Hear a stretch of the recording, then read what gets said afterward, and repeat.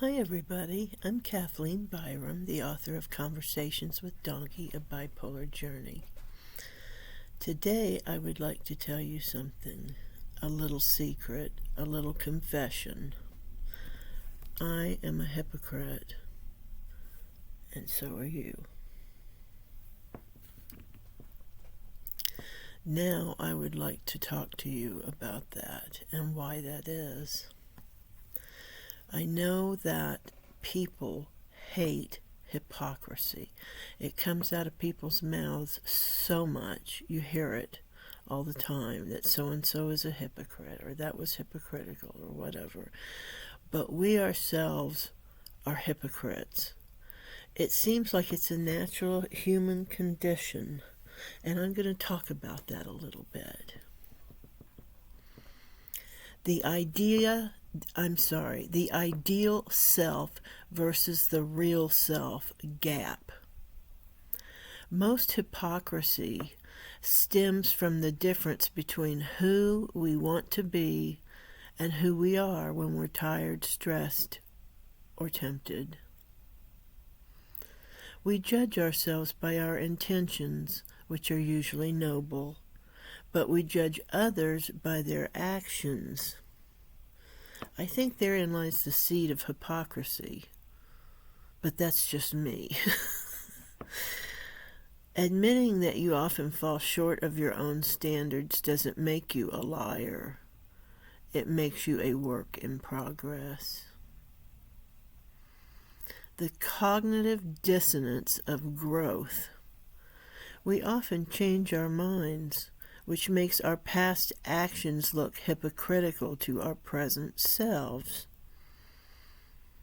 If you hold a belief today that contradicts something you said or did 2 years ago, you aren't necessarily a hypocrite. You are evolving. Being accused of hypocrisy is often just a critique of the fact that you are learning and changing, which is a positive thing. The convenience exception. This is the most relatable form of hypocrisy. We all have moral blind spots where we hold others to a standard we struggle to meet ourselves. We often hold high moral standards for society, but make small, convenient exceptions for ourselves. For example, being against environmental waste, but forgetting a reusable bag, or preaching patience while road raging. Acknowledging these convenience exceptions is a form of radical honesty that endears you to your audience. Oh, that's nice. I'm glad that I'm endearing myself to you, audience.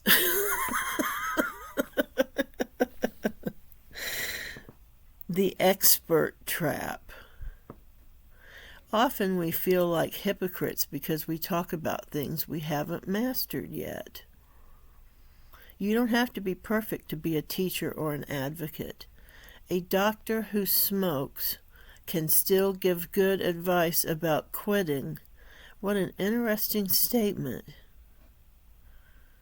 You're not a hypocrite for sharing wisdom that you are still trying to implement in your own life. You are a fellow traveler. Sometimes we act like hypocrites because we're terrified of being vulnerable. We pretend to have it all together because we think the world demands perfection. By pretending to be perfect, we inadvertently become hypocrites because we aren't showing the messy process behind our success. Dropping the facade is the only way to kill the hypocrisy. Okay, so what do you think about all that, people? I frankly think that everyone is a hypocrite. It's just the way that our brains are, and it's just like that little saying about the bag of faults on people's backs.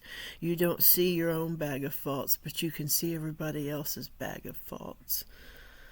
And it's just part of the human condition, I think.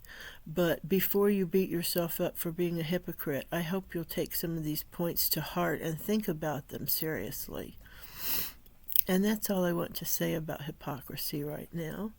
I'm Kathleen Byram, and I'm the author of Conversations with Donkey, A Bipolar Journey.